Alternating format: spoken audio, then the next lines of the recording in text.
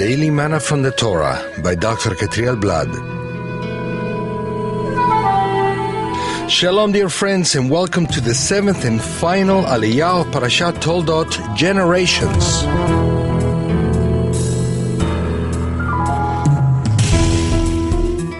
This final Aliyah is found in Genesis 28, from verse 5 to verse 9. And today's reading will take place in chapter 28, verse 8 of the same. And when Esau saw that the daughters of Canaan did not please Isaac his father, why didn't Esau notice before? Esau was a profane man who didn't look much further than material things of this world. He didn't care for his right to be the firstborn, which implied a double portion of the material inheritance at the time of his father's death. He cared more for satisfying his hunger momentarily than to think in the future. He wasn't interested in knowing the story of his ancestors either. He didn't care that the people from whom the women he married came from a cursed people. He wasn't concerned about the consequences of that curse because his sight was fixed on instant pleasures, not in the consequences of his conduct. Even though he got really upset for having lost his father's blessing, it wasn't because of a spiritual cause, but because he wanted to take the most advantage of whatever things that could satisfy his selfishness. It's obvious that he didn't care for the calling of his family since Abraham, his grandfather. It's true that he wanted to honor his father, and that's a merit. When he said he didn't want to kill Yaakov until his father died, he shows some of the respect he had for him. He didn't want to make him suffer any further.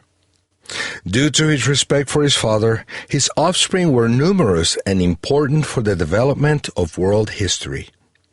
The Torah reveals that Esau didn't notice for a time that his parents didn't like his women and that they didn't want Yaakov to marry daughters of Canaan. That is why this question arises. Why didn't Esau notice these things before? Obviously, Esau couldn't discern what the will of his parents was, nor did he know the reason for their high morale that he had been taught since childhood. His senses for the things of the eternal were not open. His spiritual eyes and ears were blocked, and his heart was insensitive to divine hints, even if these came from his parents.